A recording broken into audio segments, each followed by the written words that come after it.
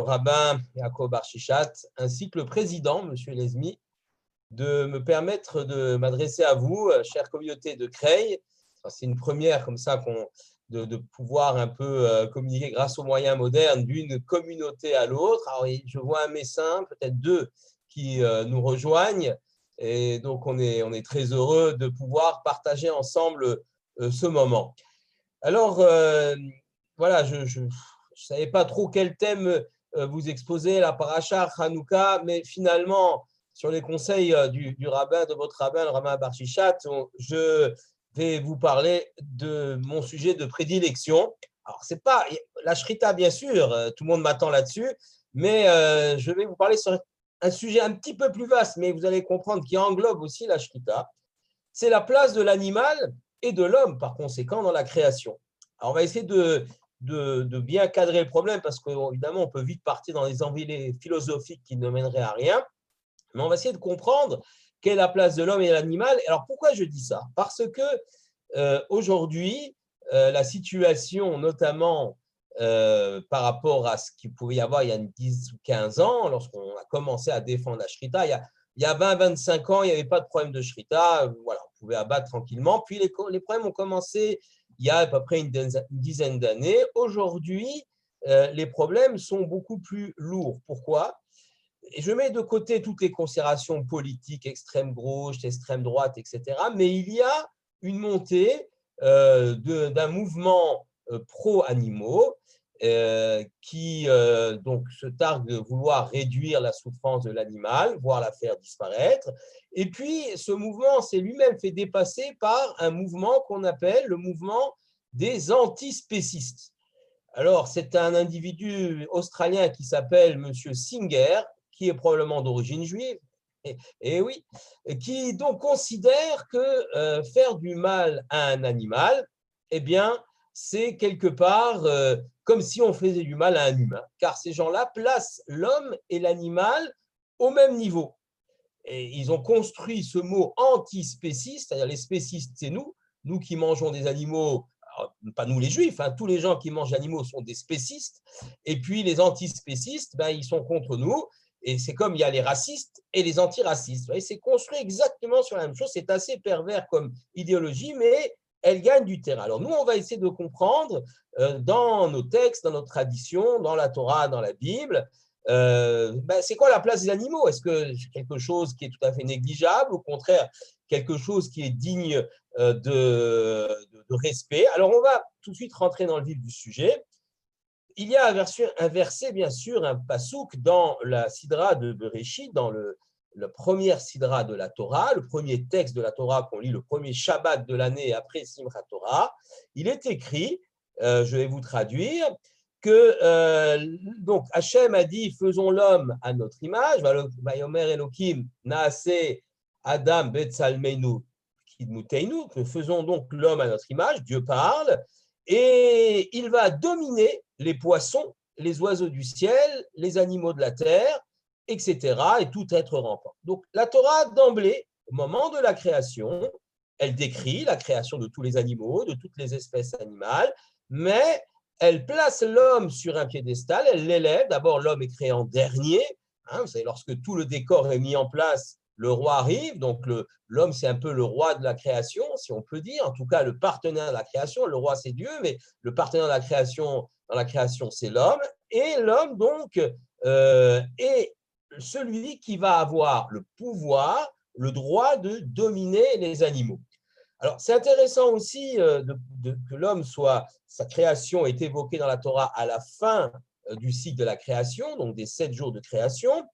Après, on peut discuter, est-ce que, je ne vais pas m'embarquer là-dedans ce soir, il faudrait un autre zoom sur le fait que ces jours-là sont-ils des jours de 24 heures ou des grandes périodes de plusieurs milliers d'années? C'est une grande réflexion qu'il faut mener. Mais en tout cas, le fait que l'homme soit créé en dernier montre que contrairement à tous les autres animaux qui ont été créés par Dieu, comme ça, jour après jour, dans une cascade d'événements qui se suivent, l'homme, Dieu s'arrête, met un temps mort par rapport à sa création précédente et il s'occupe lui-même et personnellement de l'homme. Et donc, effectivement, nous sommes le couronnement de la création. Il y avait un auteur qui s'appelle Rav Israël Lifshitz. Il a vécu en Pologne et il est décédé en 1860. Il a écrit un ouvrage très connu qui s'appelle le Tiferet Israël et il a expliqué que finalement, l'idée d'une évolution des animaux, des espèces les unes dérivant des autres, comme les scientifiques l'ont décrit à son époque, puisque celui qui a découvert cette théorie s'appelle Charles Darwin. Donc, l'évolution des animaux donc, eh bien, qui découlent, qui viennent l'un de l'autre, eh bien, cette évolution, elle est vraie, on y croit, il n'y a pas de problème, sauf que pour l'homme, c'est tout à fait différent. Là, l'homme on ne peut pas raccrocher l'homme à la chaîne de l'évolution, c'est une création à part, et effectivement, ça le place en haut de la création. Donc, la position de l'homme, elle est tout à fait particulière, c'est notre vision des choses. Alors, non seulement elle est particulière, mais effectivement, Dieu a mis les moyens, si je puis m'exprimer ainsi. Tout d'abord, il y a une différence entre l'homme et l'animal dans le principe de vie qui anime l'homme et le principe de vie qui anime l'animal. J'ai vu qu'il y a une question qui m'a été posée, est-ce que les animaux ont le droit au Olam Haba ? Ça n'a pas vraiment de sens, puisque le principe, donc il n'y a pas de Olam Haba bien sûr pour les animaux, mais pourquoi ? Parce que le principe de vie de l'animal s'appelle le Nefesh Chaya, qui donne effectivement à l'animal capacité à vivre, peut-être même parfois à penser, à réfléchir pour les espèces les plus évoluées, mais c'est très différent de ce qu'on appelle la Neshama, qui est l'âme humaine. Neshama, le mot Neshama, vient de l'hébreu Neshima, ce qui veut dire le souffle.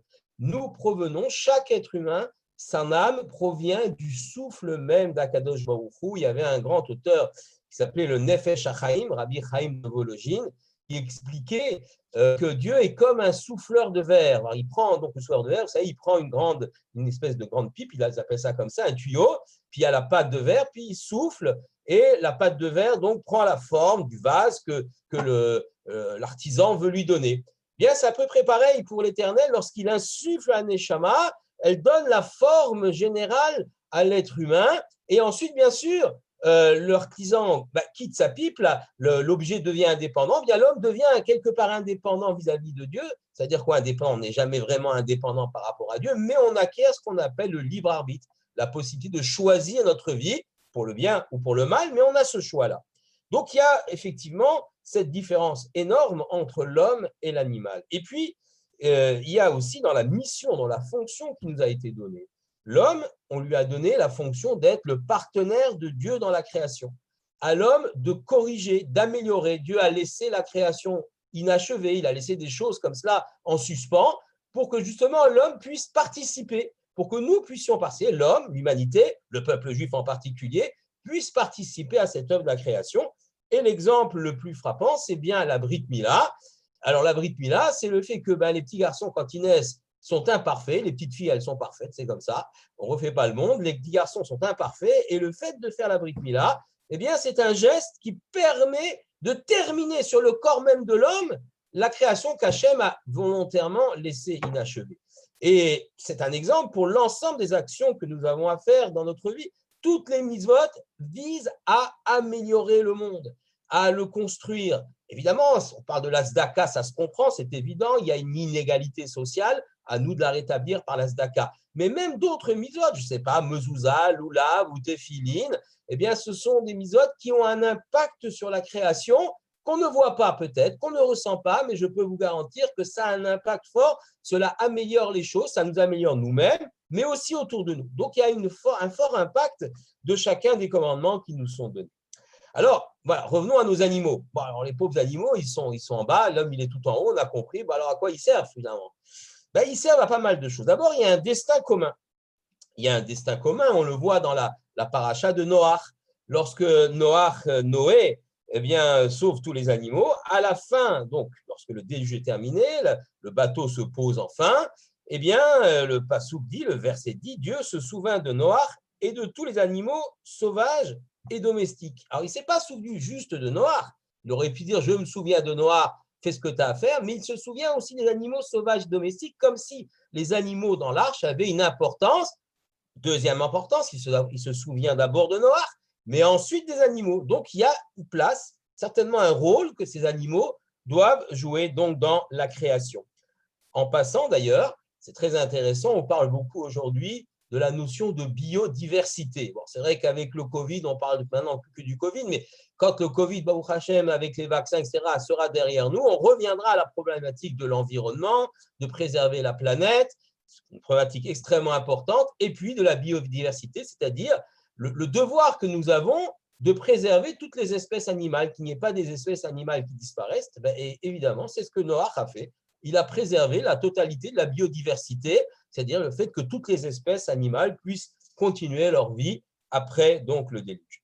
Et puis, il y a une prière aussi qu'on dit tous les samedis après-midi à la synagogue.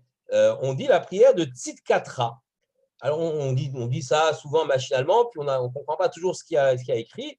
Eh bien, c'est marqué, donc, Tzidkatra, les Ashkenazim disent à la fin, les Sfaradim disent cette phrase au début, Tzidkatra karel mishpatecha teom rabba, et ce qui m'intéresse, c'est la fin, Adam ou Behema toshia Hashem. L'homme et l'animal, tu les sauves Hashem, tu es secourable Hashem. On ne comprend pas. L'homme, bien sûr, on est là, on prie Hashem, on veut être secouru, chacun a ses problèmes, c'est Shabbat va se terminer, secours-nous Hashem. Mais pourquoi les animaux? Ok, les animaux, ils naissent, ils vivent, ils meurent, voilà. Et qu'est-ce qu'Hachem va se préoccuper de sauver les animaux? Bien, cela veut dire que tout simplement, il y a une sorte de destin commun entre l'homme et l'animal. On est dans le même bateau. Ce n'est plus le bateau de Noach, mais c'est le bateau de la planète, le bateau du monde que Hachem a créé. Et nous avons certes le droit de dominer les animaux, comme on l'a vu dans le début du livre de Bereshit, mais nous avons aussi le devoir de les respecter d'une certaine façon.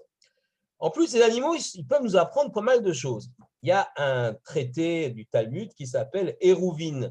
Eruvin, ça veut dire, ça parle des limites qu'on met autour d'une ville pour pouvoir porter le Shabbat. Je ne veux pas rentrer là-dedans, mais bon, c'est le sens de ce traité-là. Mais le traité Eruvin explique, au nom de Rabbi Yochanan, que si la Torah n'avait pas été donnée, donc là, elle nous a été donnée, donc on apprend comment se comporter dans la Torah, mais si la Torah n'avait pas été donnée, nous, on aurait appris la pudeur du chat, la probité de la fourmi, la pureté des mœurs de la colombe et le savoir-vivre du coq. C'est-à-dire que tous ces animaux-là ont des comportements qui, lorsqu'on les observe, sont extrêmement intéressants et on peut en déduire des éléments dans notre propre vie. Le chat, il est pudique, effectivement, lorsqu'il va faire ses besoins. Voilà, vous savez tous comment un chat fait. La colombe, elle est extrêmement fidèle. Beaucoup d'oiseaux, d'ailleurs, et le mâle, la femelle, se retrouvent.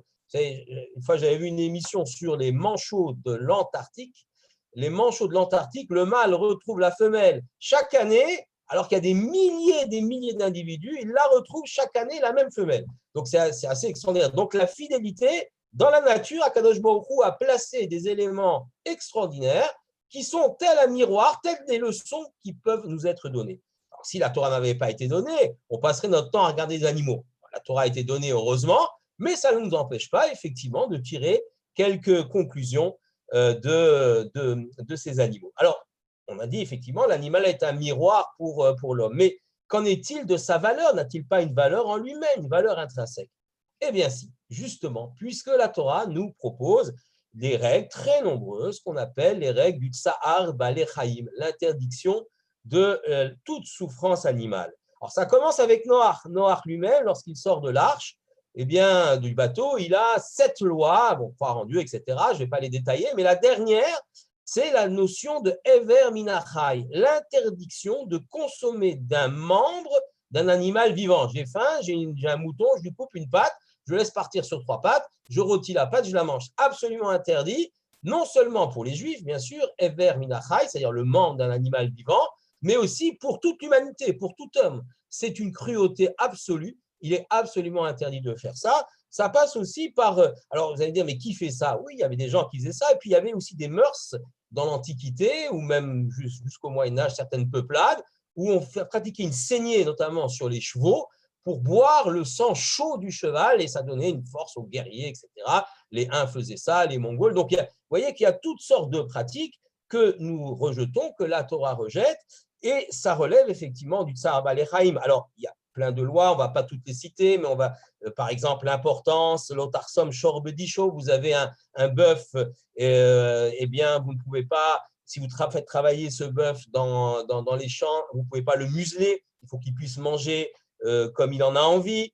Le Shabbat, les animaux doivent se reposer. On le dit d'ailleurs dans le Kiddush, du Shabbat matin chez les Ashkenaz, je sais pas, chez les Sfarad, on ne dit pas ce paragraphe, mais on rapporte le paragraphe des 10 commandements, hein, des 10 commandements dans lequel on dit tu te reposeras, toi, ta femme, ton servante, ta fille, etc.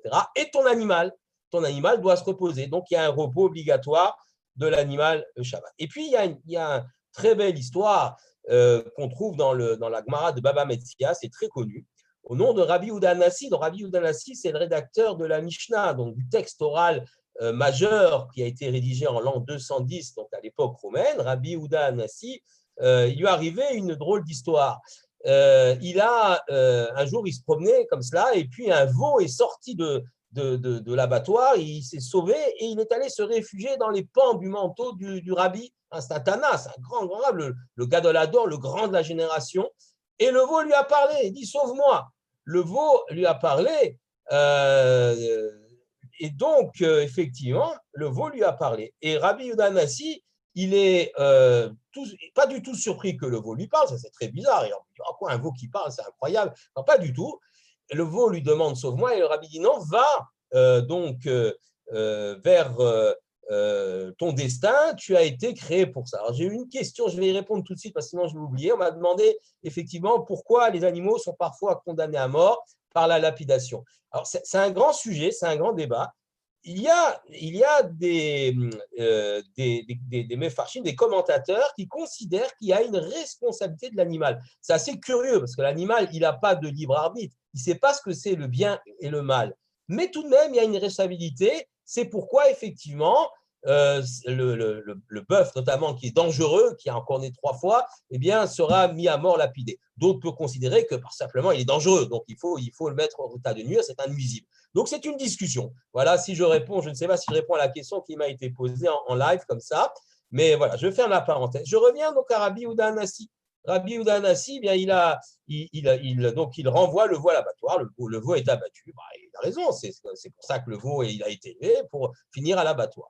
Bien, Rabbi Yehuda Hanassi, nous dit la Gemara, a souffert des souffrances atroces, des maladies atroces pendant des années et des années. Il ne comprenait pas pourquoi. Et un jour, dans sa maison, il y avait un nid de belettes. Alors, il y a souvent les belettes, elles apparaissent souvent dans le Talmud. Apparemment, les gens avaient des belettes sauvages, mais aussi des belettes domestiques à la place des chats. Enfin, ils avaient ce petit animal, ça chasse les souris, c'est assez utile d'ailleurs. Et voilà que sa servante va balayer avec un coup de balai un nid de belettes avec des petites belettes. On va tuer les petites belettes. Et Rabbi Hanassi comprend à ce moment-là, il dit non, arrête, ne les tue pas, il faut avoir la pitié d'Akadosh Baruch Hu s'étend jusqu'aux plus petites créatures. Et par conséquent, à ce moment-là, dans le ciel, on décrète qu'il faut mettre fin aux souffrances de Rabbi Yehuda Hanassi. Alors, cette idée, elle est intéressante parce que, évidemment, que le veau, il va à l'abattoir et que sa décision, c'est de devenir de la viande pour que les gens puissent en manger, certes, mais à ce moment-là, et devant l'assistance, Rabbi Yehuda Hanassi aurait dû faire preuve de compassion envers l'animal. Cela aurait donné une leçon, notamment de Tsar Balechaim, de la compassion nécessaire pour l'animal. Je vous citerai également la halakha qui dit que lorsqu'un shochet, et comme ça je peux arriver à la shrita, lorsqu'un shochet abat son animal pour la première fois qu'il donne un coup de couteau, il ne fait pas shecheanu, cette bénédiction que l'on fait à chaque fois qu'on a, par exemple, on mange un fruit nouveau, on met un costume nouveau, aucune mitzvah, un commandement religieux qu'on n'a pas fait depuis un an, on va revenir à Hanouka, on va dire cette bracha. Eh bien, ici, on pourrait imaginer que le shochet, le sacrificateur, celui qui va tuer l'animal, va le faire, il va dire Shechanou sur le premier animal. Non, pas du tout. Pourquoi ? Parce qu'il y a eu mort de l'animal et donc la joie, elle est un petit peu atténuée.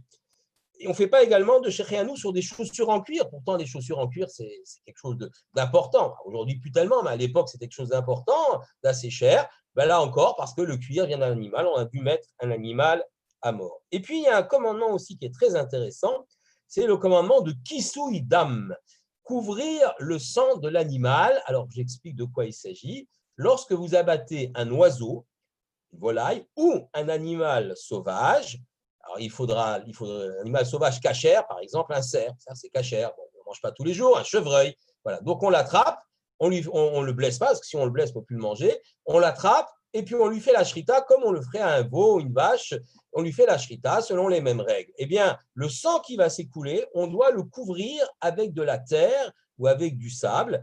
Et les commentateurs, les rabbins, expliquent que c'est une sorte de respect pour l'animal, puisque le sang de l'animal contient ce qu'on appelle le nefesh, l'âme de l'animal, l'âme vivante. On a parlé dans mon introduction la différence entre l'âme humaine et l'âme animale, je n'y reviens pas, mais il y a quand même un principe de vie de l'animal.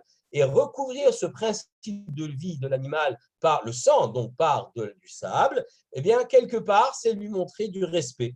Et puis, ce qui est intéressant aussi, c'est qu'on ne veut pas mélanger l'âme animale et l'âme humaine. Ce qui expliquerait pourquoi aussi on ne consomme pas le sang de l'animal, parce que le sang de l'animal contient le principe de vie de l'animal, donc on ne le consomme pas parce qu'on le respecte, mais on ne le consomme pas aussi pour ne pas, quelque part symboliquement, ou plus que symboliquement, intégrer l'animalité en nous-mêmes. Juste, on essaye par tous nos commandements, tous nos mitzvot, de nous élever au-dessus de notre condition d'homme animal ou d'homme biologique pour devenir un homme à l'image de ce que Dieu a voulu faire de nous. Donc, on essaie de s'élever. Alors, consommer ce sang, interdiction absolue pour les Juifs de consommer le sang, ça serait effectivement quelque chose comme intégrer notre corps, quelque chose qui une dimension animale que l'on veut rejeter. D'ailleurs, je ne sais pas si on aura le temps d'en parler, mais tout le principe de la cacheroute, vous savez, c'est une mitzvah qui est très particulière. Toutes les mitzvot de la cacheroute sont des mitzvot très particulières parce que ce sont des mitzvot dans lesquelles on va intégrer quelque chose à notre propre corps. Il va faire corps avec notre corps, si je peux m'exprimer ainsi. Je mange la viande, je mange les légumes, je mange quoi que ce soit, ça fait partie de moi-même. Ce n'est pas uniquement dans la spiritualité. Évidemment qu'il y a une dimension spirituelle. Quand je mange kasher, je nourris mon corps, je nourris aussi mon esprit. Mais quand je fais une bracha ou quand je fais la mitzvah des tefilines, je ne nourris pas mon corps, même s'il peut y avoir des répercussions positives sur mon corps, mais c'est d'abord une dimension spirituelle qui se trouve là. Mais dans la cacheroute, pas du tout. On intègre les choses. C'est pour ça que c'est très important d'être très méticuleux dans la cacheroute, de faire attention à ce que l'on met dans sa bouche. Il faut faire attention aussi à ce qui sort de notre bouche. Ça, c'est très, très important, de ne pas dire de bêtises, de ne pas dire de médisance sur autrui. Donc, il y a ce qui entre et il y a ce qui sort. Donc, les deux éléments sont importants. La cacheroute, c'est quelque chose d'extrêmement sérieux. On fait très attention à manger des choses qui sont saines, et on a bien raison de ne pas manger des produits aujourd'hui manufacturés dans lesquels il y aurait, je ne sais pas moi, des substances douteuses, cancérigènes ou des produits qui seraient mal conditionnés, etc., qui seraient dangereux pour la santé. Et on a raison de le faire. Mais il faudrait aussi être aussi méticuleux, et je sais que beaucoup de gens le sont, sur la cacheroute pour ne pas intégrer à notre propre corps des choses qui pourraient peut-être nuire à notre esprit, à notre corps. Alors, il n'y a pas de relation médicale. Ne me dites pas, il a mangé du cochon, il va tomber malade. Ça ne marche pas comme ça. D'ailleurs, Rachi lui-même a dit, Rachi, le grand Rachi, Rabbi Salomon de 3 Moyen-Âge, il a dit, c'est très bon les côtes de porc, c'est magnifique, c'est succulent. Je n'en ai pas mangé, mais on m'a dit que c'était succulent. C'est extraordinaire. Mais qu'est-ce que vous voulez? Dieu nous l'interdit. Pour nous, les Juifs, ce n'est pas bon. Il y a une problématique qui se pose par rapport à cela. Donc, attention, ce n'est pas aussi simple que ça, parce que si la cacheroute nous préservait de toutes les maladies, je peux vous garantir que tous les Juifs mangeraient cachère et pas seulement les Juifs. Donc, ce n'est pas direct, mais il y a quelque chose qui se passe tout de même dans notre esprit et dans notre corps, quelque chose qui est de l'ordre de la sainteté du corps, même si, et c'est intéressant quand même, parce que je voudrais tout de même moduler ce que je dis, c'est même si parfois la cacheroute nous a permis de nous préserver. Alors, on a oublié, maintenant on est dans le Covid, donc on a oublié la crise de la vache folle. Ça fait bien longtemps ça, la crise de la vache folle, mais il y a des gens qui sont morts de la crise de la vache folle.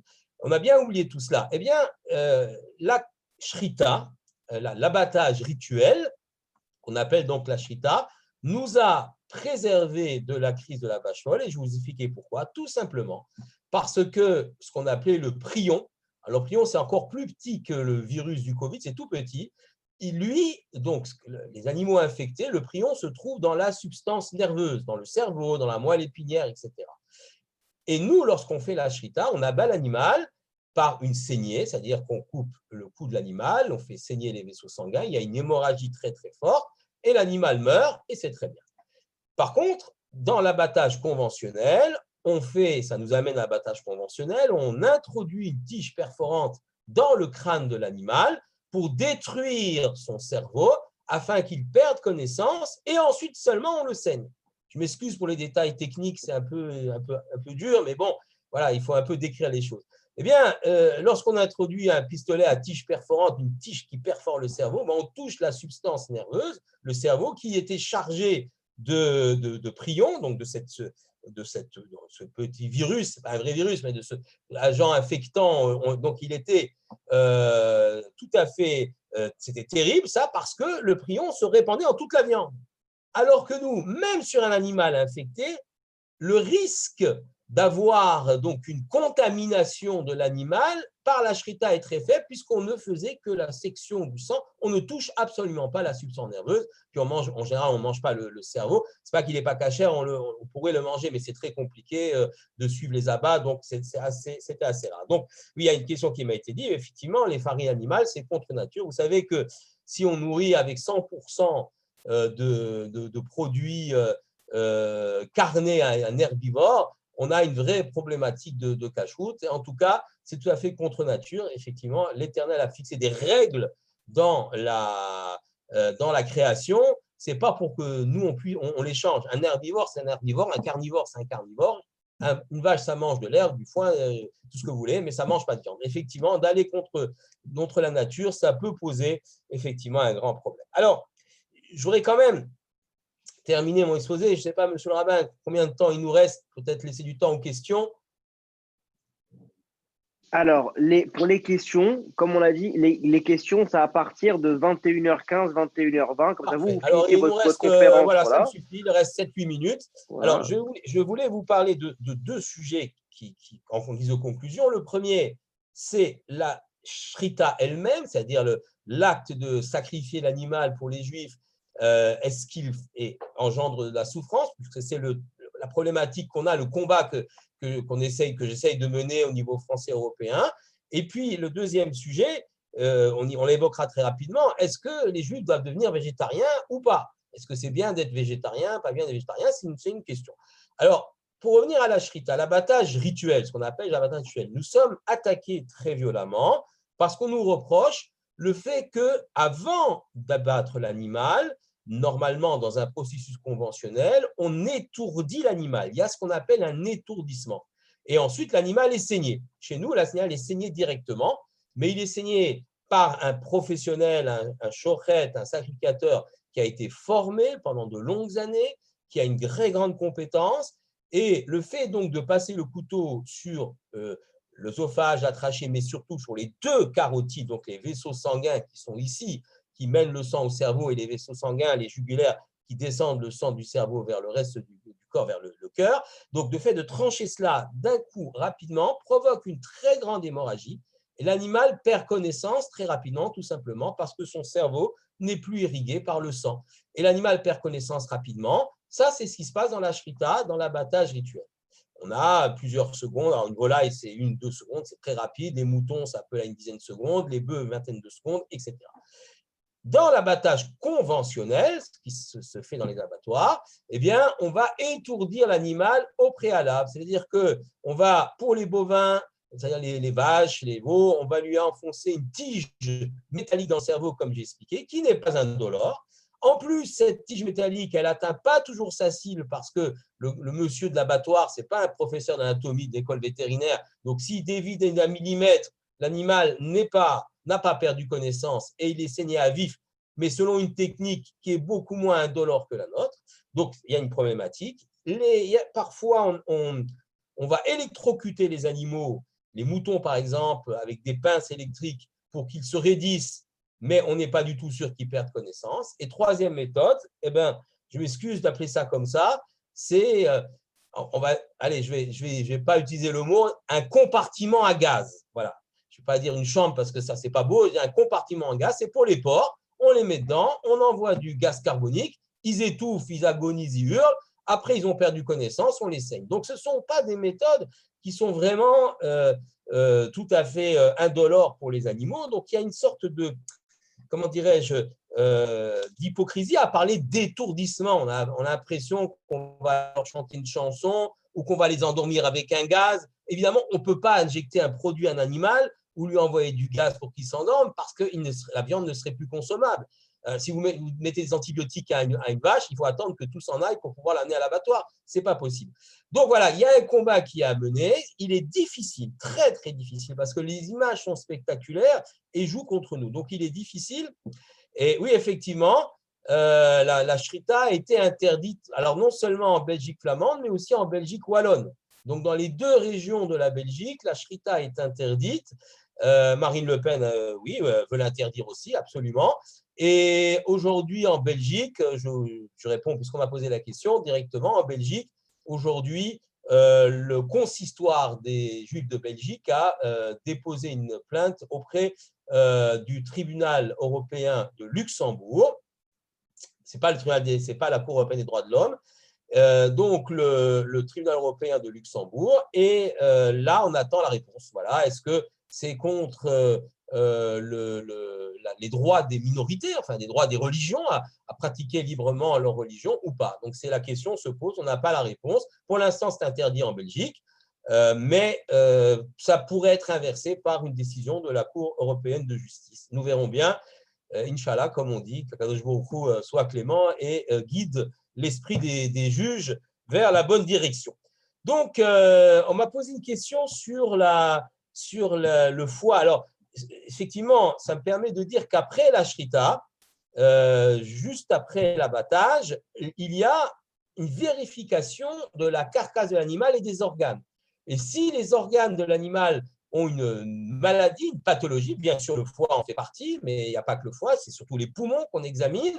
S'il y a une pathologie, l'animal est considéré comme taref non cachère et il est écarté de la chaîne cachère, il part dans le circuit général.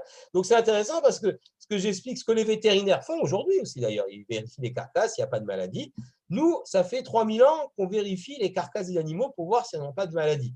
Avec des traités entiers, notamment un traité du Talmud qui s'appelle Choulin, qui nous explique avec des descriptions qui sont tout à fait véridiques scientifiquement parlant, donc ils ont fait des dissections à l'époque, très précises de tel organe et de telle maladie qui rendrait l'animal non cachère. Donc on a 3000 ans d'avance sur les inspections vétérinaires, ça a commencé peut-être il y a un siècle. Il y a un siècle, on a commencé à vérifier si effectivement les animaux qui présentaient des maladies, c'est peut-être dangereux pour la santé humaine. Donc, il y a quelque chose de tout à fait positif. J'ajouterais que souvent, on est plus sévère dans notre BEDICA, ça s'appelle comme ça, dans notre vérification, que les services vétérinaires. Par exemple, si dans un poumon, on trouve une trace de pathologie antérieure, d'une maladie antérieure, deux poumons qui sont collés l'un à l'autre, où il y a un trou dans un poumon, pour nous, ce n'est pas cachère, c'est taref. Alors que s'il n'y a pas vraiment de maladie, on ne voit pas de tuberculose, bon, il y a juste des adhérences, l'animal a une pathologie respiratoire il y a un an, et c'est valable pour les services vétérinaires, mais non cachère pour nous. Alors, la dernière question, c'était à propos du végétarien. Est-ce qu'on peut manger, voilà, quel est l'idéal finalement du judaïsme? Est-ce que c'est d'être végétarien ou pas végétarien? Il y a quand même une discussion, c'est pas évident. Alors, évidemment, si quelqu'un veut être végétarien, et qu'il considère que c'est sa vision du monde, et il veut être également, il est chômeur mitzvot, il veut respecter les mitzvot, un juif, il peut l'être, ça ne pose pas vraiment de problème. Maintenant, il faut savoir que Maïmonide, lui, il explique que les animaux ont dû leur salut grâce à l'homme, grâce à Noach dans l'arche au moment du déluge, et que par conséquent, l'Éternel a donné l'autorisation de manger les animaux à partir de Noach. C'est-à-dire qu'avant, l'idéal, c'était d'être végétarien. L'humanité était végétarienne. On ne mangeait pas de viande. Puis Noach est arrivé, il a sauvé les animaux, et l'Agmara, dans Sanhedrin, elle explique qu'effectivement, l'autorisation de tuer les animaux pour les manger vient après le déluge, a été donnée à Noach. Et Rambam, Maïmonide, explique que oui, puisque l'homme a sauvé donc les animaux, il a sauvé la biodiversité, il a donc le droit de les manger. Et Ibn Ezra, qui est également un grand commentateur, qui est espagnol, qui est décédé en 1167. Alors, il y a une question sur, oui, quelqu'un qui est végétarien, est-ce qu'il doit manger quand même de la viande Shabbat et Yom Tov? Alors, effectivement, il y a une mise de manger de la viande Yom Tov, c'est tout à fait, sauf que si quelqu'un, ça le dégoûte, il n'y a plus de oneg, il n'y a plus de plaisir de Shabbat, il n'y a plus de simra, de joie. Donc, quelqu'un que la viande vraiment dégoûte, ou alors quelqu'un qui ne la digère pas aussi. On peut imaginer d'un point de vue médical, il sera dispensé de manger de la viande. C'est pour répondre à la question. Alors, Ibn Ezra, il a une théorie très intéressante. Donc, Maïmonide dit on peut manger de la viande parce que c'est l'homme qui a sauvé les animaux. Sans l'homme, il n'y aurait plus d'animaux. Donc, du coup, Dieu lui a donné l'autorisation de les consommer. Mais Ibn Ezra explique que à l'époque, avant le déluge, donc l'homme et l'animal étaient sur le même plan, puisqu'on ne pouvait pas manger les animaux. Donc, on revient à ce que je disais au début, tout le monde était antispéciste, c'est-à-dire l'animal, l'homme, finalement, c'est pareil. Oui, tout sauf le Corban Pessar, bien sûr, vous avez raison de signaler que le Corban Pessar, le sacrifice de l'agneau de Pessar, il est obligatoire, c'est une mise obligatoire, je suis tout à fait d'accord avec vous. Donc, Ibn Ezra dit, eh bien, justement, c'est par le fait qu'il n'y ait pas de différence entre l'homme et l'animal, qu'on ait mis l'animal sur le même plan que l'homme s'était laissé aller à des comportements bestiaux qui sont équivalents à ceux des animaux. Voilà, il n'y a plus de hiérarchie entre l'homme et l'animal. Et donc, le fait de manger de la viande va rétablir cette hiérarchie. Seulement, manger de la viande, ce n'est pas un acte anodin. Il y a un passage du Talmud, je n'ai plus la référence en tête, qui explique que seuls les Talmidei Chachamim, les sages, auraient le droit de manger de la viande parce qu'ils comprennent la valeur de la viande, qu'il a fallu donner la mort à un animal. Ce n'est pas la halakha comme ça. Heureusement, tout le monde peut manger de la viande, sinon les pauvres bouchers, voilà. Mais en tout cas, il y a donc cette idée de la hiérarchisation. L'homme, c'est plus qu'un animal et il fallait le prouver. Alors, le Rav Kook, le premier grand rabbin d'Israël, eh bien, vous savez qu'il est mort avant la création de l'État d'Israël, donc grand sadique, Abraham Yitzhak Kook, il est mort en 1935. Lui, il dit qu'effectivement, le régime végétarien, c'est l'idéal. C'est vraiment l'idéal de l'humanité. C'est ça qu'Hachem voulait au départ, qu'on ne fasse pas du mal aux animaux. Mais le problème, c'est que la Torah elle-même dit, lorsque ton âme aura un désir de manger de la viande, selon ton désir, tu pourras en consommer. Donc, l'essentiel, dit le Rav Kook, du message de la Torah, il est d'abord, et c'est le message prioritaire, d'établir des liens de paix, de fraternité envers les hommes. Donc, il faut se focaliser vraiment sur cette harmonie nécessaire entre les hommes. Et on est loin du compte pour l'instant, à l'époque du Rav Kook et aujourd'hui aussi. Donc, il y a d'abord ce travail de recherche de la justice, d'une société plus juste, cette fraternité, une société de paix, de shalom dans le peuple juif d'abord et dans l'humanité. Nous, on ne cherche pas à imposer le judaïsme à l'humanité. Vous le savez, nous ne sommes pas prosélytes. Mais nous prétendons, en tout cas, il faudrait être en mesure d'être un exemple pour l'humanité. C'est-à-dire que la société juive serait tellement magnifique, on est encore loin, il y a du travail. Mais bon, on essaie de tendre vers cela. Elle est tellement magnifique que les nations disent « Ah oui, ça c'est extraordinaire. Regardez, les Juifs, leur Torah, et ça nous plaît. On ne va pas faire la Torah parce qu'on n'a pas besoin d'adhérer à toutes les mitzvot, mais on va adhérer aux 7 mitzvot de Noach, etc. Et la société sera plus belle, plus juste, plus fraternelle. » Et donc, travaillons là-dessus. Et évidemment, au moment où viendront les temps messianiques, selon les Rav Kook, eh bien, on rétablira à ce moment-là le régime végétarien. Lui dit ça, ce n'est pas évident parce qu'on aura quand même le problème des sacrifices. Si on rétablit les sacrifices au moment du Mashiach au temple de Jérusalem, il y a quand même les Kohanim qui devront en manger. Donc, il y a un débat, il y a une discussion. De toute façon, on est loin du compte. Les végétariens sont extrêmement respectables. Et d'ailleurs, dans les débats très vifs qu'on a par rapport à nos détracteurs, je préfère être opposé à quelqu'un qui dit « moi, je veux interdire la viande à tout le monde, je ne veux pas qu'on tue les animaux ». Au moins, le débat, il est honnête. C'est-à-dire que la personne qui est en face, elle défend les animaux. Je sais à qui j'ai affaire. Quand j'ai, par contre, une association de défense des animaux, comme la Fondation Brigitte Bardot, ou l'œuvre d'assistance aux bêtes d'abattoir, qui est très puissante, la deuxième, elle est très, très puissante, elle rentre dans les abattoirs, elle a pignon sur rue. Ces deux associations veulent nous interdire à nous, d'ailleurs aussi aux musulmans, mais veulent nous interdire l'abattage rituel. Mais ils ne s'interdisent pas à eux de manger de la viande. Donc, c'est un vrai problème, parce que là, je pense que le débat est biaisé et qu'il y a parfois un certain nombre d'arrière-pensées, mais je n'en dirai pas plus. Voilà, je vais donc peut-être laisser la place aux questions. Alors, il y a une question qu'on m'a envoyée par écrit sur le lait, mais si vous voulez bien reposer la question, parce que je ne me souviens plus exactement, parce que les questions ont défilé. Il y a une question sur le lait, sur les poissons. Alors voilà, on va ouvrir. Monsieur le rabbin, allez-y. Je vous laisse faire le… Alors, déjà d'abord, Kol Hakavod, merci beaucoup, Rav. C'était un exposé vraiment magnifique. Alors, alors, là, maintenant, on va passer à la partie questions-réponses. La conférence a terminé. Alors, par rapport à la question, il y avait une question de Madame Lali, me semble. Voilà, c'est ça. Alors, la question était pourquoi on ne fait pas la shrita au poisson alors c'est pas de la, alors que ce n'est pas de la viande. La Torah veut éviter la souffrance animale inutile par la shrita. Alors pourquoi laisser agoniser des poissons? Bon, allez-y. Alors, oui, alors c'est une très bonne question. D'abord, on ne fait pas la shrita au poisson parce que la lame de vie n'est pas dans le sang du poisson. Donc, c'est déjà un premier point. Donc, on n'a pas besoin de faire sortir l'âme de vie de l'animal du poisson en lui faisant la shrita. Ça, c'est une première raison. Donc, effectivement, ce n'est pas de la viande. Et également, on ne doit pas les laisser agoniser. Le principe de tsar balechaim, de la souffrance animale, s'applique aussi au poisson. Dès qu'on sort le poisson de l'eau, il faut l'assommer, un coup sur la tête. Moi, j'avais une grand-mère, comme ça, elle avait avant Pessah, parce que moi j'étais petit, comme ça, c'était un souvenir d'enfance, mettait la carpe dans la baignoire.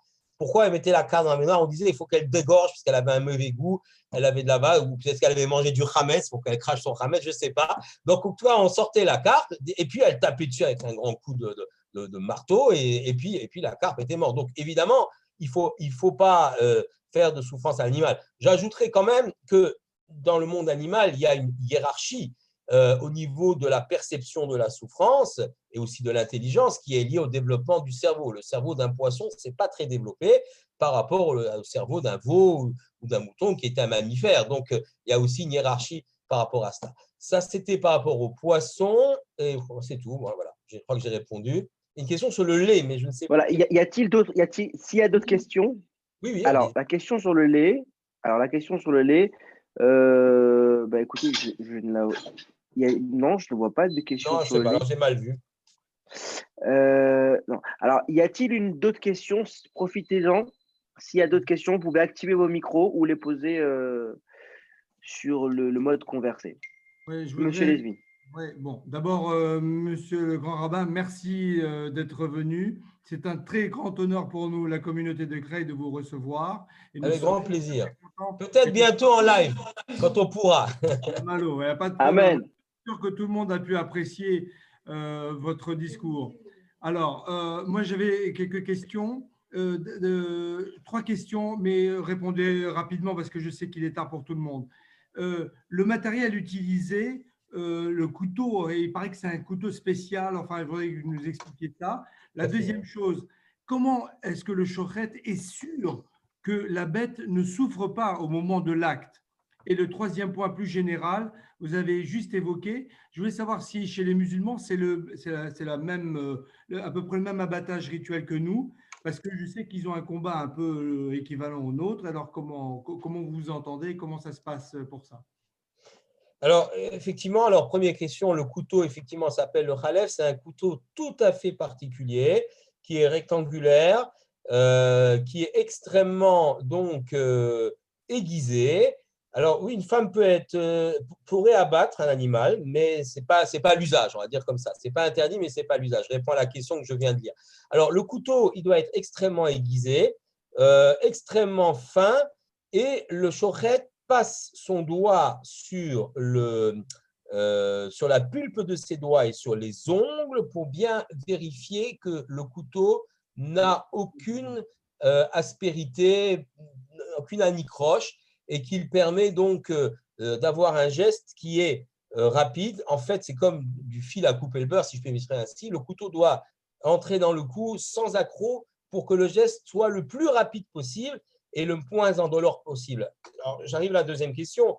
Alors, est-ce qu'il n'y a pas du tout de souffrance? C'est difficile à dire. La souffrance zéro, je ne pense pas que ça existe. Il y a une douleur de l'animal dans toutes les méthodes d'abattage. Mais en ce qui concerne la shrita, on évite la double peine. C'est-à-dire que l'étourdissement, c'est une première peine, et puis la saignée, c'est une deuxième peine, comme on l'a vu. Donc, 2 fois, avec plusieurs secondes d'intervalle, l'animal va souffrir. Dans la shrita, si le geste est très bien fait, c'est pour ça que vraiment le shochet doit être très, très compétent et que son geste, les shochatim, vous savez, ils ont des cartes d'abattage du Grand Rabbin de France et on vérifie les compétences régulièrement. Les dayanim, les juges rabbiniques vérifient les compétences. Si un shochet, par exemple, est trop âgé, qui tremble, il ne peut plus exercer. Même s'il est compétent, il a l'expérience, il ne peut plus exercer. Donc, le geste doit être fort, il doit être rapide, sûr. Il doit bien s'assurer de trancher bien les deux carotides. S'il en rate une, c'est une catastrophe. L'animal va souffrir puisque l'animal, donc le sang, le cerveau est encore irrigué, hein, donc c'est ça le principe. Donc il doit le faire. Et effectivement, dans ces conditions-là, le temps de perte de conscience, qu'on ne peut pas évaluer la douleur, il n'y a pas de mesure de la douleur, il y a la mesure de perte de conscience. Ça, on peut le mesurer. Il y a des électrodes, enfin bon, on a fait des expériences en laboratoire. Le temps de perte de conscience, il est extrêmement rapide après la shrita. Donc, effectivement, il faut vraiment de l'expérience, il faut vraiment avoir un geste sûr.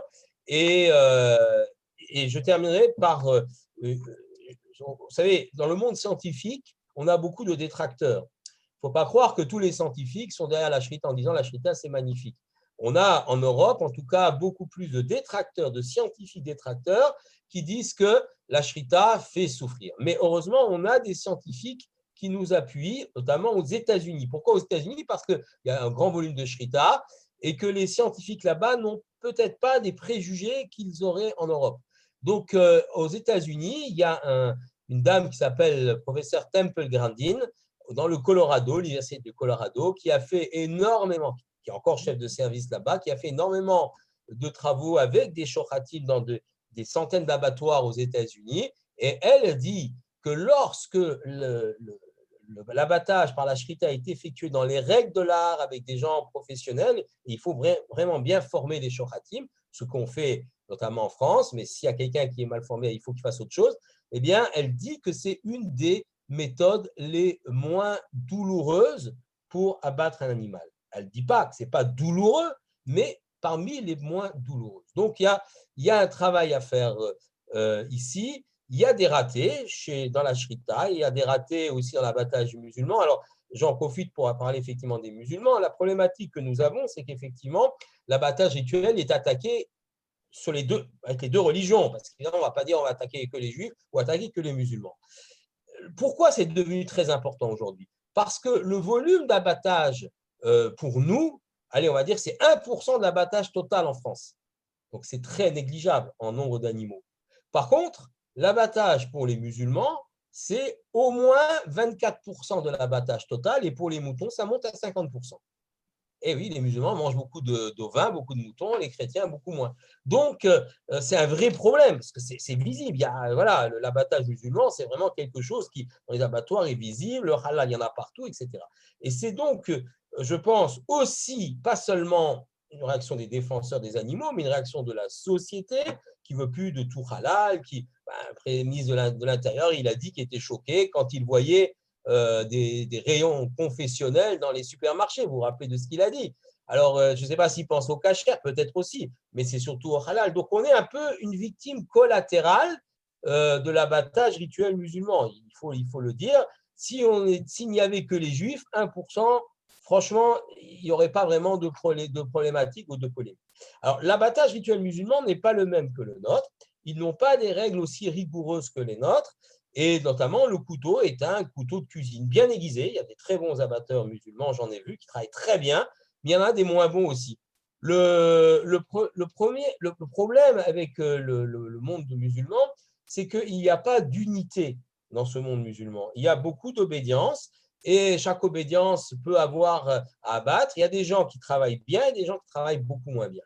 L'avantage que nous avons, nous, c'est qu'il y a une structure héritée de Napoléon, merci Napoléon, c'est que nous avons le consistoire central et le Grand Rabbin de France qui donc contrôlent l'ensemble des shochatim. On a à peu près 40 à 45 shochatim. C'est-à-dire que les shritot, les abattages des communautés orthodoxes comme celle du Rav Rothenberg, bien, savoir que les shochatim du Rav Rothenberg ont des cartes signées par le Grand Rabbin de France, Chaim Korsia. Voilà, c'est obligatoire en France, ils ne peuvent pas faire autrement. Donc, il y a ici un contrôle chez nous qui permet d'écarter les éventuels, c'est extrêmement rare, mais les éventuelles personnes qui ne pratiqueraient pas bien l'abattage rituel, en tout cas en matière de souffrance animale. Et puis, depuis 2013, l'Union européenne a imposé un certificat de compétence en hygiène et en bien-être animal. C'est-à-dire que tout shochet, mais pas seulement shochet, toute personne amenée à travailler aux abattoirs devra passer un certificat de compétence où on lui apprendra ce qu'est la souffrance animale et comment faire attention, comment respecter les animaux d'abattoir. Et s'il n'a pas ce certificat de compétence, il ne peut pas exercer. La carte octroyée par le Grand Rabbin de France n'est octroyée que à un shochet qui a un certificat de compétence. Donc ça, sont des garde-fous qu'on a mis en place et qui nous permettent effectivement finalement de ne pas rougir par rapport à notre shrita, même s'il peut y avoir parfois des ratés, ça peut arriver. Ça peut arriver. Alors, le combat avec les musulmans, oui, évidemment, nous allons, notamment dans les instances européennes, souvent ensemble, parce qu'ils comprennent qu'il y a peut-être ici un enjeu intéressant. Ça permet aussi de rapprocher les deux communautés, c'est intéressant.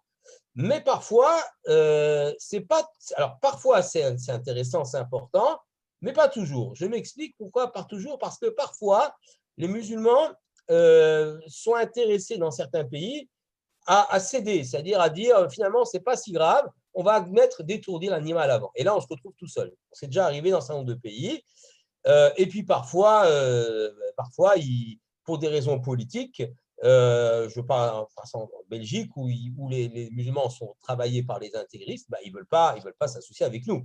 Donc c'est positif un certain nombre de cas. C'est positif par exemple en France. Je pense la mosquée de Lyon, par exemple, qui est dirigée par un monsieur que je connais très bien, un imam qui s'appelle Kamel Kaptan, et qui a des méthodes de travail qui sont tout à fait intéressantes de travailler ensemble. Alors, le secret, mais vous ne le direz pas, c'est que Kamel Kaptan, grand recteur de la mosquée de Lyon, d'obédience algérienne, il a une mère juive. Hein, donc, c'est juste. Mais ça, il ne le dit pas trop, mais on le sait. Bon, c'est un vieux monsieur déjà, mais sa mère avait quitté la communauté juive en Algérie, avait épousé un imam, et puis voilà. Donc il y a peut-être quelque chose qui se passe. En tout cas, on avait été avec lui à Bruxelles pour défendre la Shrita en 2009-2010. Et en sortant du débat, il fallait qu'on aille manger. Alors, je dis, vous savez, il y a un restaurant en cachère juste en face du Parlement européen, mais bon, peut-être qu'on peut voir du poisson. Et il me regarde, dit, non, moi, je veux de la viande. Je dis, mais c'est pas halal, moi, je veux cachère.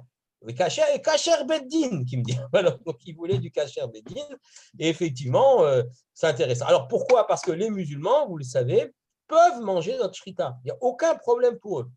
C'est tout à fait halal pour eux de manger de la viande cachère. Ils ne le font plus aujourd'hui parce qu'ils ont leur réseau et ils veulent gagner des sous, évidemment. Mais un musulman, et j'ai parlé avec plusieurs imams, un musulman n'a aucun problème à manger de la viande cachère. Pour lui, et même parfois, il préférera, s'il est sincère, à manger de la viande cachère que certains autres halal parce qu'il sera sûr que sa viande a été abattue rituellement, alors que dans le halal, il y a beaucoup de problèmes. Il y a du halal qui n'en est pas, qui est faussement du halal, où il y a juste un type qui crie, je ne sais pas, Allah Akbar, enfin non, je ne sais pas ce qu'il crie là-bas, c'est pas Allah Akbar, il crie quelque chose, dit quelque chose sur la chaîne, et puis c'est bon, mais ils ont rien fait de spécial, quoi. Donc ça, c'est du faux halal. Voilà, donc en tout cas, effectivement, il y a un travail à faire ensemble. Et puis, ils sont très nombreux, donc il y a un poids économique aussi important. Un autre acteur important, ce sont la filière viande, hein, les marchands de viande, les éleveurs, mais aussi les marchands de viande qui sont extrêmement importants parce que leur parole, elle porte. Aujourd'hui, il y a le kasher pour la consommation des Juifs de France, mais il y a aussi un marché d'exportation vers Israël extrêmement important qui va devenir aussi important en nombre d'animaux que le kasher en France, c'est-à-dire ce qui était exporté vers Israël. Israël, aujourd'hui, importe beaucoup de viande. Alors, beaucoup moins maintenant avec le Covid, parce que les shochatim, bien sûr, israéliens, avaient du mal à venir se déplacer en France pour abattre, mais quand le Covid sera fini, ça va reprendre. Et le marché de l'abattage rituel en France pour l'exportation vers Israël devient très important. d'autant plus qu'on a une problématique en Pologne. Les Polonais voudraient interdire l'abattage rituel. Il y a un combat politique là-bas. Donc, si la Pologne interdit, les Israéliens qui abattent beaucoup en Pologne vont venir abattre en France. Donc voilà, il y a le facteur économique qui est tout à fait important. Alors, monsieur le grand-mère, il y a juste monsieur Ayotte qui veut poser une question. Alors, juste, je tiens quand même à préciser que la conférence est terminée depuis 21h15. Juste, on est en question-réponse. Donc, il y a ceux qui désirent peut-être quitter mais qui n'osent pas. Vous pouvez, juste là, il y a des questions-réponses pour ceux qui veulent rester. On est là. Donc, monsieur Ayotte, je vous laisse la parole immédiatement. Monsieur le grand rabbin, vous avez encore quelques minutes, je pense? Ah oui, c'est bon. Moi, je réponds aux questions. Il n'y a pas de problème. Oui, monsieur le rabbin, quel est le problème qui existe entre le glad kasher, le kasher beddin et le kasher Bet Yosef, Halak Bet Yosef, Yosef, ainsi de suite. Alors. Très bien, très bonne question. Les gens, ils ne comprennent rien. Alors, si on vous vend du poulet glad kasher, c'est une arnaque. Le poulet, il est kasher ou il n'est pas. Ça n'existe pas, le poulet glad kasher. Alors maintenant, je vais vous expliquer pourquoi. Alors, lorsque je vous ai expliqué tout à l'heure que lorsqu'on abat un animal, donc le bodek, c'est-à-dire le vérificateur, alors des fois c'est le shochet lui-même, où ils viennent à deux, un il fait l'abattage, l'autre il vérifie. Donc le vérificateur, il va regarder donc dans l'animal s'il y a des signes de maladie, de pathologie. S'il y a des signes de pathologie, je ne sais pas moi, une tuberculose, l'animal n'est pas caché. Bon, on le comprend. Maintenant, il y a des signes de pathologie qui ne sont pas si nets que ça. Il y a par exemple au niveau du poumon, et on va surtout regarder d'ailleurs le poumon plus que les autres organes. Pourquoi? Parce que la principale des pathologies, c'est des pathologies respiratoires. L'animal est dehors, il a toutes sortes de maladies respiratoires. Donc, c'est là que se concentrent les maladies. Aujourd'hui, il y a beaucoup moins de maladies au niveau du foie. Il y a 100 ans ou 80 ans, il y avait des parasites dans le foie. On appelait ça la douve du foie. Bon, alors les foies étaient pourris. Aujourd'hui, c'est beaucoup plus rare. Par contre, dans les poumons, il y a des pathologies. Alors, si on trouve dans le poumon, on regarde les poumons, on examine les poumons de très minutieusement, le vérificateur passe sa main, il regarde. Alors, si dans le poumon, il y a des adhérents, c'est-à-dire des poumons qui sont collés l'un à l'autre, des lobes du poumon collés l'un à l'autre, des fils qui tiennent, qui vont de la paroi de l'animal au poumon, etc., ou des trous dans le poumon, l'animal a subi une pathologie importante et l'animal n'est pas caché. Point barre, il n'est pas caché. Si par exemple on arrache un filament et puis il y a un trou dans le poumon, c'est pour ça des fois on gonfle le poumon avec de l'eau pour voir si ça fait des bulles, bon, l'animal n'est pas caché. Maintenant, s'il y a ce qu'on appelle donc ces adhérents, ces filaments, ça s'appelle des sirotes. S'il y a des sirotes, des filaments qui sont pas très importants. C'est-à-dire que lorsqu'on passe la main, ou on fait comme ça s'appelle mirour, michou, chez mirour, on touche le filament, ça cède. Donc, et puis il n'y a pas de trou dans le poumon. Donc, c'est peut-être une petite pathologie, pas très importante, un petit rhume, quelque chose, ou même pas une pathologie, quelque chose voilà, qui existe comme ça à l'état naturel. Eh bien, cet animal sera déclaré kasher. Maintenant, ce qu'on appelle Halak Bet Yosef, c'est qu'on exige que le poumon, Halak, ça veut dire lisse, soit totalement lisse, qu'il n'y ait aucun de ces filaments qui cède à la pression, aucun, et cette viande sera déclarée Halak Bet Yosef. Bet sera Halak Bet Yosef. Qu'est-ce que ça veut dire Halak lisse? Bet Yosef, c'est le nom du livre du rabbi Yosef Karo, le rédacteur du Shulchan Aruch, le grand code de loi, en 1570, qui lui exige dans son code de loi que les Juifs, la seule viande que les Juifs doivent manger, c'est de la viande Halak Bet Yosef. Je vais aller plus loin. Après, entre les deux, entre le non-kasher, enfin le kasher, non-kasher, c'est-à-dire le vrai filament, et le Halak Bet Yosef, il y a glatt. Alors glatt, ça veut dire lisse en yiddish. Ça, c'est une zone un peu d'ombre, c'est un peu obscur, parce que, disons, on va tolérer un certain nombre de filaments, 3, 4, 5, 6, on ne sait pas trop, c'est glatt. Alors, s'il y en a tout plein, c'est plus glatt, on est d'accord. S'il n'y en a aucun, c'est Halak Bet Yosef, ça c'est clair. Et là, on va en tolérer un certain nombre, et de ces filaments, on dira que c'est glatt. Donc, le glatt, c'est en dessous du Halak Bet Yosef. Alors, donc, on a 3 niveaux de kashrut. On a kasher, glatt, Halak Bet Yosef. Tout le monde me suit? Bon, ok. Alors, quelqu'un qui mange kasher, moi je mange kasher, je ne mange pas halak, je ne mange même pas glatt. Pas de problème, je m'arrange, le bon Dieu ne me punira pas, j'ai aucun problème avec ça. On peut être un très bon juif en mangeant kasher, avec une bonne surveillance, bien sûr. Il ne faut pas prendre, je ne vais pas donner des noms, je ne vais pas avoir des procès, mais il faut faire une bonne surveillance. C'est un rabbinat reconnu, celui que vous voulez, mais un rabbinat reconnu qui a pignon sur rue, sérieux. Donc, je mange ma viande cachère, c'est très bien. Moi, j'ai fait ma mitzvah de kashrut. Après, il y a des traditions familiales qui font que mon père, ce n'est pas mon cas, mais mon père, mon grand-père, ils ont toujours mangé glatte. Alors, moi aussi, je respecte cette tradition familiale, je mange glatte. Chalak Bet Yosef, c'est pareil. Sauf que pour Chalak Bet Yosef, il y a une différence. Dans Chalak Bet Yosef, si on suit le Shulchan Aruch, si on suit Rabbi Yosef Karo, lui, il exige, il veut que tous les Juifs mangent Chalak Bet Yosef. En tout cas, les Juifs qui suivent le Shulchan Aruch, les Juifs séfarades. Et donc, ça pose un problème. Ça pose un problème parce qu'en Afrique du Nord, eh bien, par exemple, mon maître, le grand rabbin Chouchana, le directeur de l'école rabbinique, lui nous expliquait que le Chalak Bet Yosef n'était pas la norme en Afrique du Nord. Au contraire, en Afrique du Nord, on était plutôt sur la norme ashkénaze, c'est-à-dire soit du glad, soit du kasher tout court. Mais c'est vrai que le monde séfarade, il a un peu évolué, notamment en Eretz Israël. Je ne parle pas en France, en Eretz Israël, parce que le gadol du monde séfarade, c'est bien sûr Rav Ovadia Yosef, qui était tellement un géant de la Torah qu'il a écrasé tout le monde, gentiment, je veux dire, de sa force, de sa connaissance.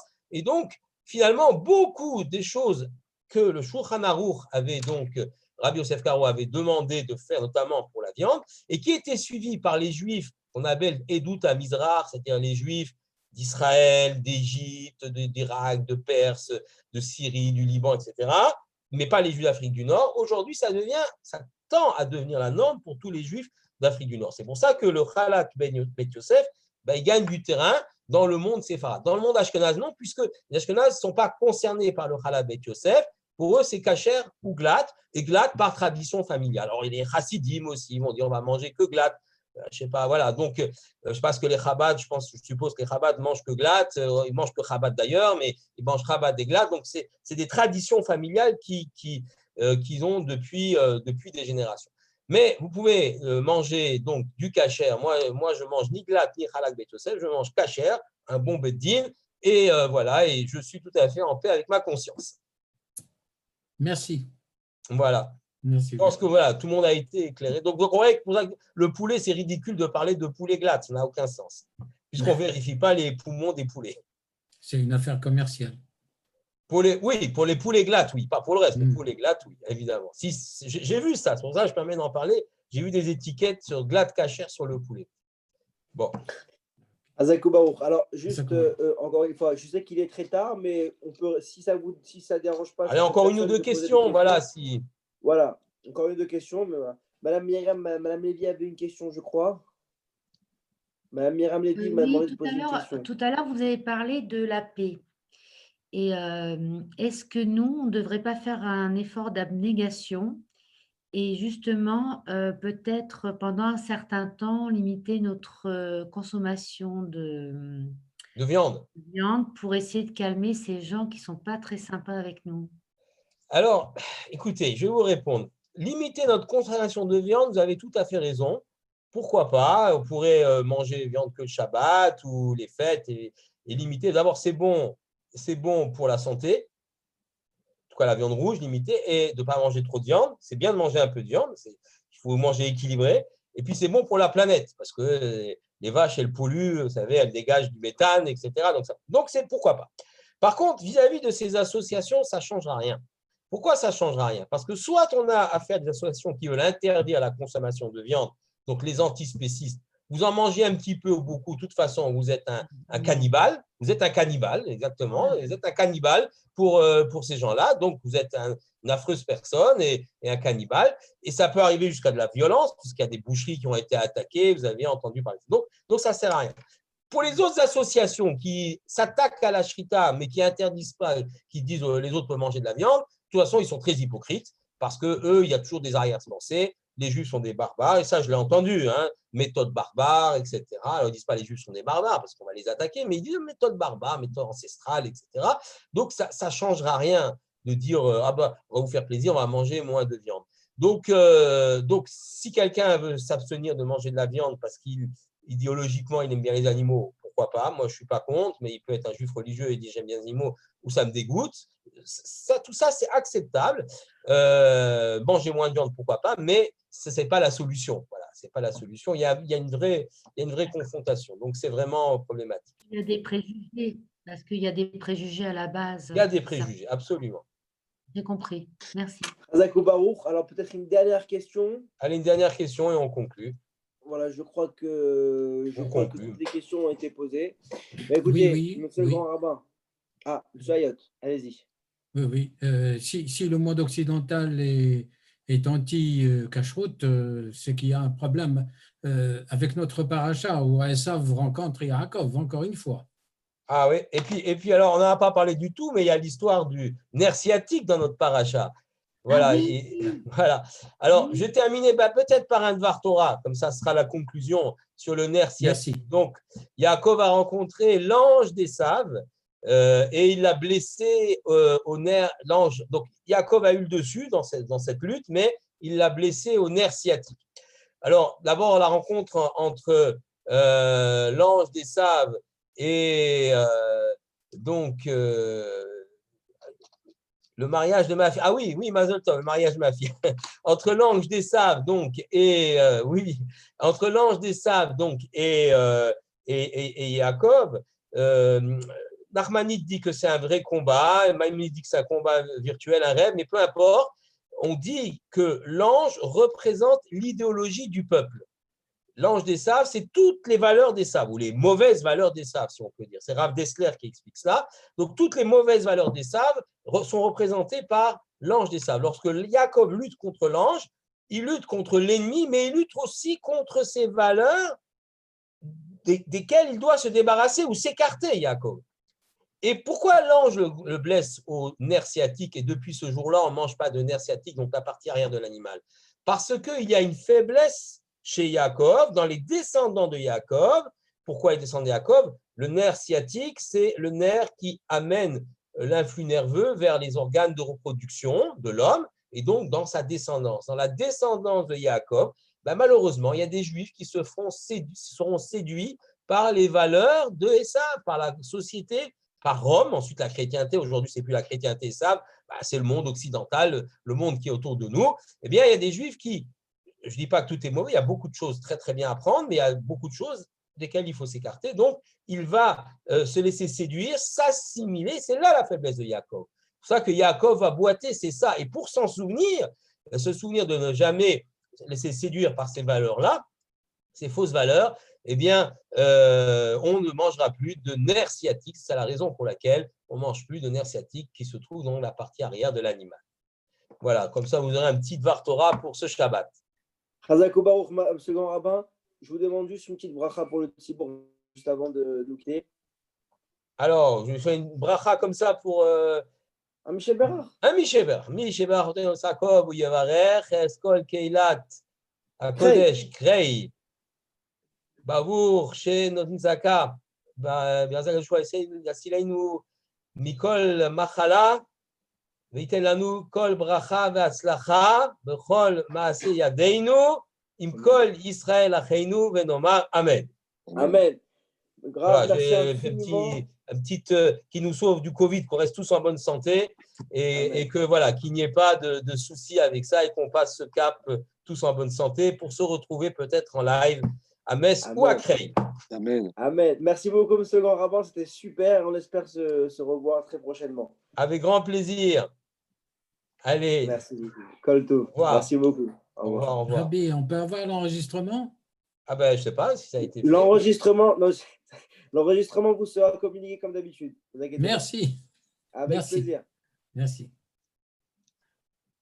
Shabbat shalom. Shabbat shalom à tous. Au revoir.